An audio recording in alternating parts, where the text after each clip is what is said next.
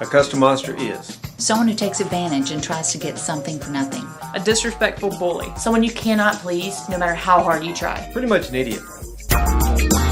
Richard Lammer, and I am the chief executive of RLM PR in New York.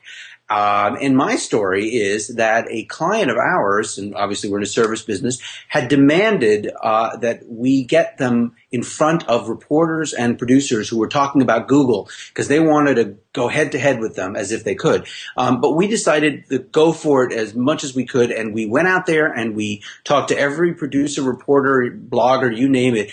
And a couple of days later, Dow Jones called and said, we want to talk to your client because Google is about to announce something, and we're going to put this is a big story, so, your pitch worked, go get him. So we called the guy, and this manipulative SOB had his assistant say to us, well, I don't want to do this because I'm on the way to London and I need to get into a car in a few minutes.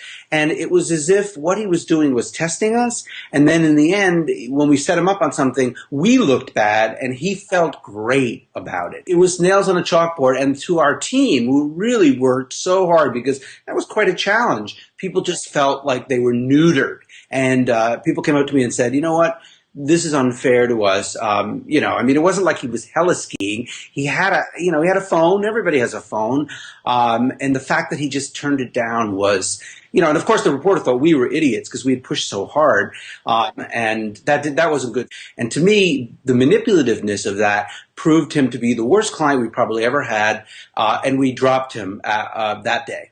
My name is Dwayne Drawn, Paverstone Design Group here in Palo, Ohio. I'll speak about one client that we had that was pretty wild, out of control. When we were going to start the job, we sent the rep over there. We were asking for the 50% down, and she she blew a top as if she didn't see it on her contract. She blew a lid. Yelling and screaming, calling the office, accusing us of being in financial trouble. She's telling me that the pavers that she picked, she didn't like them anymore, and she wanted to switch pavers. Well, the paver that she wanted was an upgrade, and then from there she starts crying. Just bawling right in front of my face, and I'm like, what is wrong with this lady? And she's telling me that her husband was diagnosed with cancer, and his patio is like for him, and the family's coming over is for him. And I'm feeling bad, so not only do I give her an upgraded paver, I give her a $500 discount. And then I told her, I said, if we don't get this job done by Monday, okay, I'll give you another $500 off just to show you that we'll pull this off. As soon as I said this, she looks at me, tears dry up, I got to go to work, and just takes off. Like, it just stops like nothing.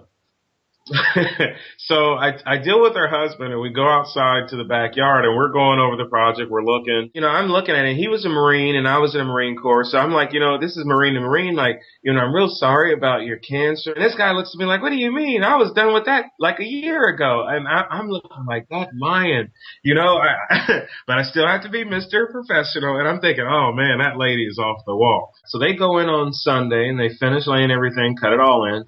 And Monday they go in and clean everything out. Well, she comes outside yelling and screaming and cussing. They're calling me up like, what is wrong with this lady? She's like Dr. Jekyll and Mr. Hyde.